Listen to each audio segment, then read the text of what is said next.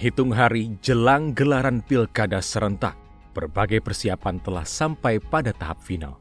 Pilkada serentak tahun 2024 ini jadi gelaran pesta demokrasi terakbar, bukan hanya di Indonesia, melainkan juga di dunia. Karenanya, 27 November ini merupakan momen penentu. Akankah demokrasi Indonesia bergerak maju? Berbagai upaya untuk menciptakan pilkada damai dan adil telah dilakukan, termasuk langkah Kementerian Dalam Negeri yang resmi melarang para kepala daerah menyalurkan bantuan sosial atau bansos hingga pilkada serentak selesai. DPR menilai upaya ini tepat untuk mencegah penyalahgunaan bansos sebagai alat untuk memengaruhi pilihan masyarakat dalam pilkada. Kita sudah sepakat dengan Mendagri bahwa tidak akan ada lagi pembagian dalam bentuk bansos selama pilkada ini berlangsung. Kalau ada pembagian itu setelah selesai pilkada. Termasuk kita menekankan beberapa tempat itu ada yang memanfaatkan dana Basnas ya.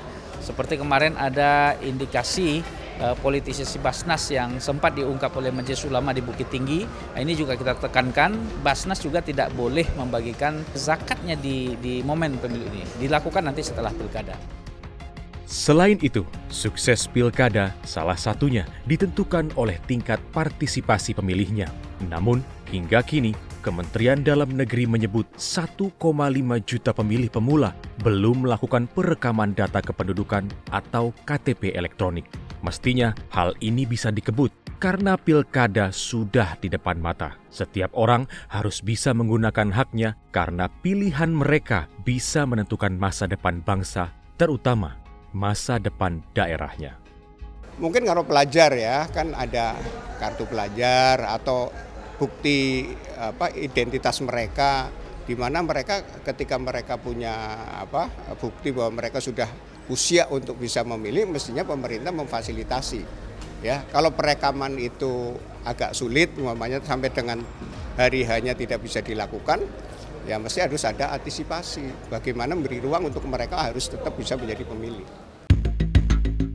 Sudah seharusnya pemilih muda dididik agar melek politik.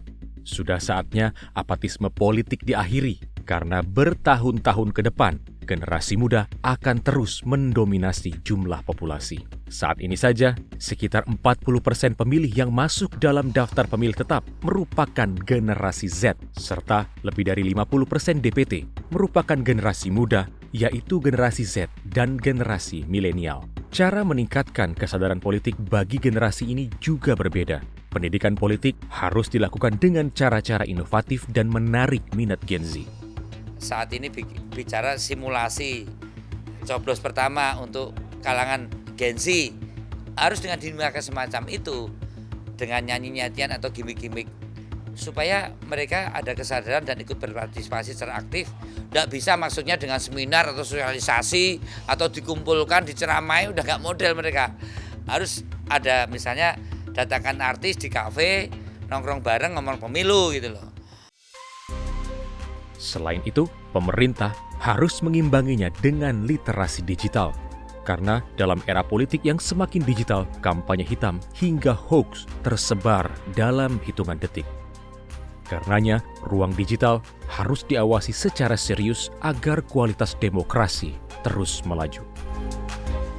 Sekarang ini, kita perhatikan pasal bahwa banyak sekali negatif dalam bentuk media sosial.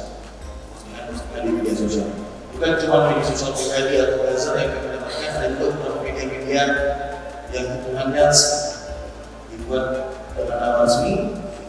Saya harap jadi sebuah perhatian untuk teman-teman yang segala buku, saya boleh bertemu sama kawasan tadi sebuah sesuatu untuk penanganan dari dan penanganan hoax. Tim redaksi TVR Parlemen melaporkan.